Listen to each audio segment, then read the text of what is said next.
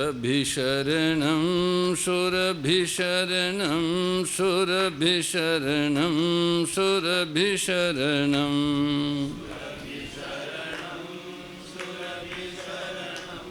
सुरभिशरणं सुरभिशरणं सुरभिशरणं सुरभिशरणं सुरभिशरणं सुरभिशरणं शरणं सुरभिशरणं सुरभिशरणं सुरभिशरणं सुरभिशरणं सुरभिशरणं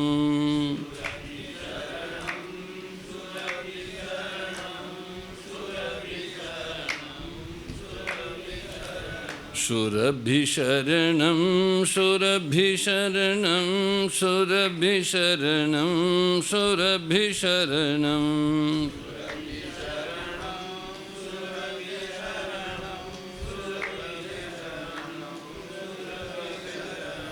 हरि शरणं हरि शरणं हरि शरणं हरि शरणं हरि शरणं हरि शरणं हरि शरणं हरि शरणं हरि शरणं हरि शरणं हरि शरणं हरि शरणं हरि शरणं हरि शरणं हरि शरणं हरि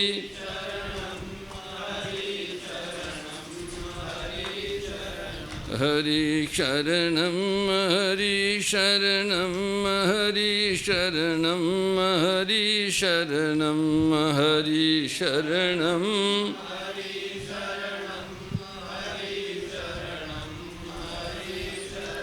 जय जय सुरनायक जन सुखदायक प्रणत पाल भगवंता गोदियज हितकारी जय असुरारी सिंधु सुतापिलकंता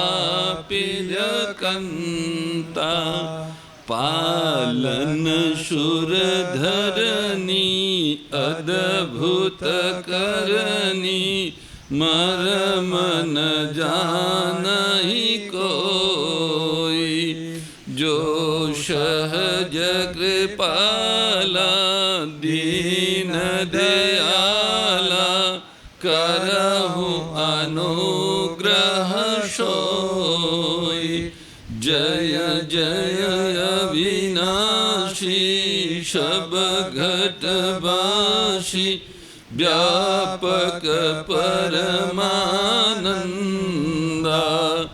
अभिगत गोतीतं चरित पुनीतं माया रहित मुकुंदा जहि लागी विरागी अति अनुरागी विगत मोह मुनि वृंदा निशिबासर ध्यावहि गुण गण गावहि जयति सच्चिदानंदा जहि सृष्टि उपाई त्रिविध बनाई संग सहायन दूजा सो करहु अघारी चिंत हमारी जानिय भगति न पूजा जो भव भय भंजन मुनि मनरंजन गंजन विपति बरूथा मन बच क्रम पानी छाड़ी सिंहानी शरण सकल सुर जूथा शारद श्रुति शेषा ऋषय शेषा जा कहु को नहीं जाना जहि दीन पियारे वेद पुकारे दरौ सो श्री भगवाना भव बारिधि मंदर सब विधि सुंदर गुण मंदिर सुख पुंजा मुनि सीध सकल सुर परम भयातुर नमत नाथ पद कंजा जय जय सुर नायक जन सुखदायक प्रणत पाल भगवंता गोदिय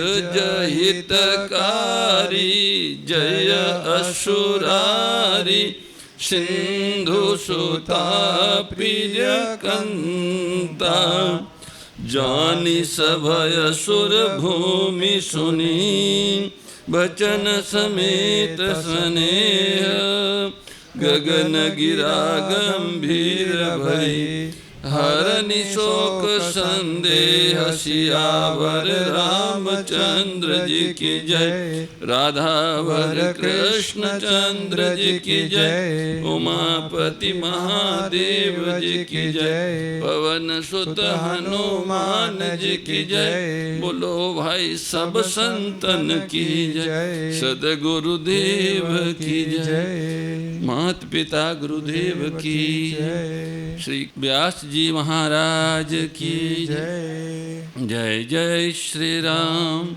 जय जय श्री श्याम हर हर हर महादेव। सर्वेश्वर सच्चिदानंद घन परम पिता परमात्मा की करुणा कृपा से आप हम सबको श्री गोधाम महातीर्थ पथमेड़ा के आनंदवन परिसर में शस्त्रों गौ माताओं के मध्य में गो गीता महिमा सत्संग साक्षात भगवत वाणी के रूप में श्रीमद् भगवत गीता जी का यह सुंदर व्याख्यान पढ़ने सुनने और समझने को प्राप्त हो रहा है।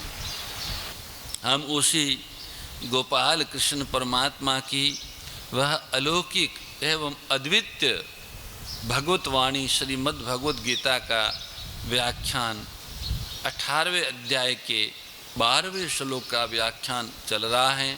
श्री भगवान कहते हैं कि कर्म फल 3 प्रकार का होता है। किए गए कर्मों का फल 3 प्रकार का होता है। एक इष्ट होता है, एक अनिष्ट होता है और एक मिश्र होता है। इष्ट का मतलब तो अपने मन के अनुसार कर्म का फल मिले। जैसे हमने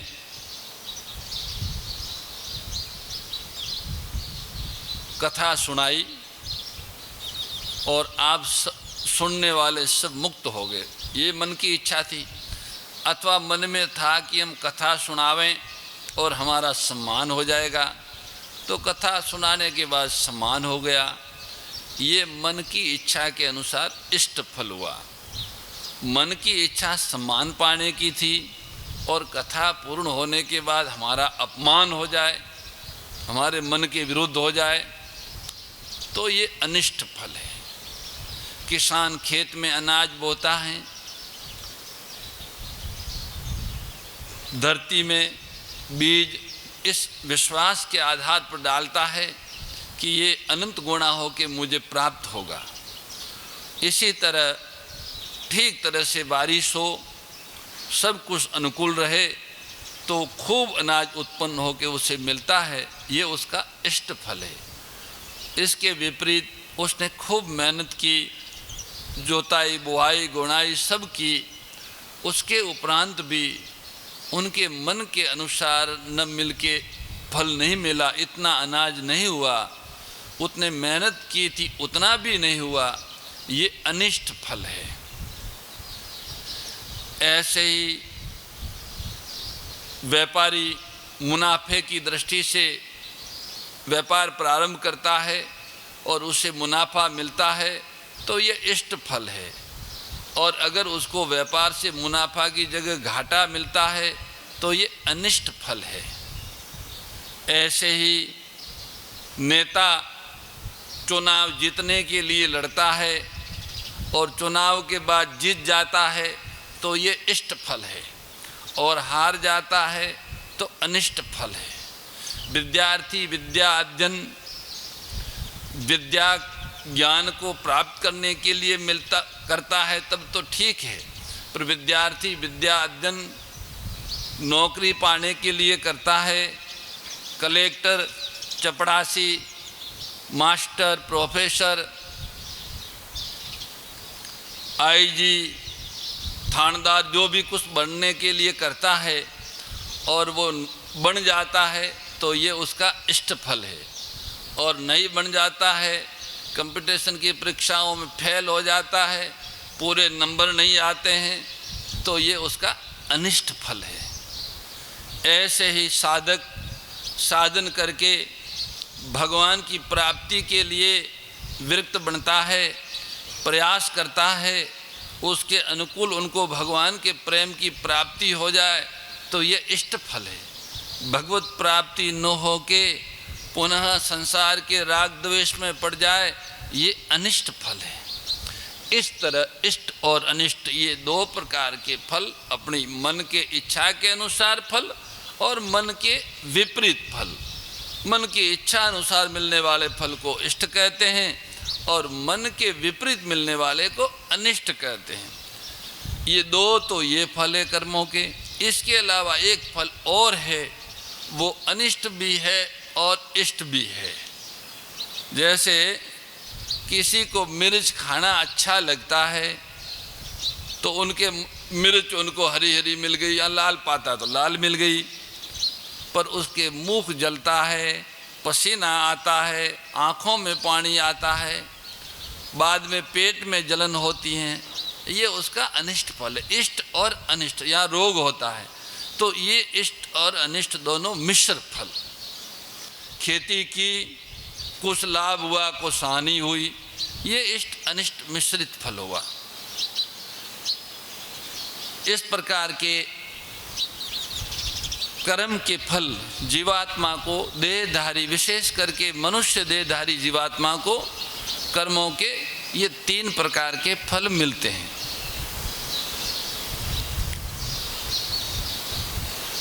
इनमें भी कई प्रकार के भेद है, कर्मों के फल में भी। पर एक ऐसे भी मनुष्य शरीरधारी होते हैं, उनको न इष्ट न अनिष्ट न मिश्र, तीनों प्रकार से कोई भी कर्म का फल उसको नहीं छूता है, मानी भोगना नहीं पड़ता है। वह जब उनको इष्ट फल की प्राप्ति होती है तो दूसरों की सेवा में लगा देता है। जैसे पद मिला, धन मिला, सुविधा मिली, सम्मान मिला तो दूसरों को अर्पित कर देता है। इष्ट फल को दूसरों की सेवा में लगा देता है। और अनिष्ट फल जब दुख रूपी फल आता है तो मन में चुपी हुई सुख की आशा का त्याग कर देता है और उस दुख को ही प्रभु का प्रसाद मान लेता है। दुख और सुख मिश्रित फल आता है तो परमात्मा की प्रसन्नता को, परमात्मा की कृपा समझ के प्रसन्न हो जाता है, क्योंकि उन्हें तो न सुख भोगना है न दुख भोगना है। सुख का भी सदुपयोग करना है और दुख का भी सदुपयोग करना है। सुख दुख का सदुपयोग करते हुए उन्हें परमात्मा की प्रसन्नता प्राप्त करनी है, क्योंकि भगवान सुख सेवा के लिए भेजते हैं और दुख सुख की आसक्ति का त्याग करने के लिए भेजते हैं। हमारे एक ब्रह्मचारी अस्वस्थ हो गए, सब लोग परेशान हो गए, ब्रह्मचारी अस्वस्थ हो गए, ब्रह्मचारी अस्वस्थ हो गए। ब्रह्मचारी जी से कहा कि देखो, हमने संतों से सुना है और शास्त्रों में भी पढ़ा है, परमात्मा कृपा करके बीमारी के रूप में आते हैं। जब हम तप नहीं कर सकते हैं, संयम नहीं कर सकते हैं, तितिक्षा नहीं कर सकते हैं, तो भगवान अपनी ओर से तप कराने के लिए बुखार बन के आ जाते। कुछ नहीं पा सकते, भोजन नहीं कर सकते, सो नहीं सकते, देखना अच्छा नहीं लगता, ऐसा बुखार आ जाता है। तप कराने के लिए बुखार है। दुख जो है वो तपश्चर्या है, अगर प्रसन्नता पूर्वक उसे स्वीकार किया जाए तो तप है, और दुखी होकर स्वीकार किया जाए तो फिर दुख ही है। वास्तव में दुख नहीं है। दुख जो आता है वो पापों से मनुष्य को मुक्त करके, पापों को भोगा के, पापों से मुक्त करके उनको शुद्ध बुद्ध बनाने के लिए आता है। सुख आता है वो जो राग है करने का, वो सेवा करके उस राग को मिटाने के लिए आता है। समता त्याग सिखावनी हरि मुख की बानी, ओ मैया हरि मुख की बानी।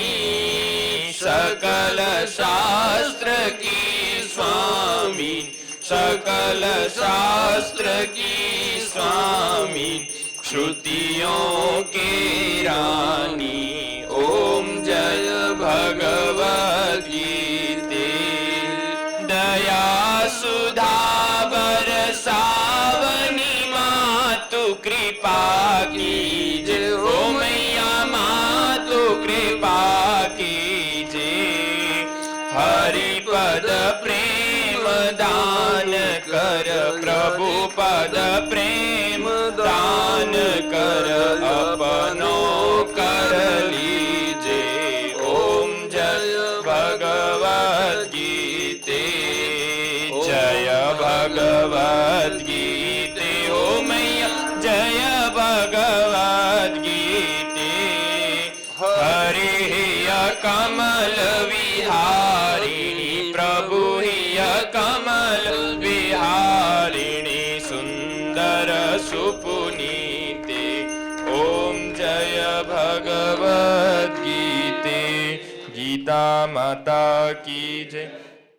परम श्रद्धेय गौरीशी स्वामी श्री दत्त शरणानंद जी महाराज की प्रेरणा व मार्गदर्शन में विश्व के सबसे बड़े गौ सेवा संस्थान श्री गोधाम महातीर्थ पथमेड़ा द्वारा संरक्षित लाखों बीमार, विकलांग, वृद्ध एवं अशक्त गोवंश वेद लक्षणा गोमाता की सेवा के साथ साथ भारतीय गोवंश का संरक्षण, संपोषण, संवर्धन एवं उनसे प्राप्त पंचगव्यों का परिष्करण व विनियोग करना, घर घर गोपालन, गो अभ्यारण्य, घास चारा उत्पादन हेतु गोचर भूमि का विकास, गोपालन लोक संस्कृति के पुनर्जागरण हेतु वेद लक्षणा गो महिमा का प्रचार प्रसार करना तथा गोपालक किसानों के स्वावलंबन हेतु गो कृषि अन्न एवं गो दुग्धान का गुणवत्ता युक्त बाजार तैयार करना श्री गोधाम महातीर्थ का पावन उद्देश्य है। आप सभी दानदाता श्री गोधाम महातीर्थ पथमेड़ा द्वारा संचालित गो सेवा महाअभियान में बढ़ चढ़कर सहयोग कर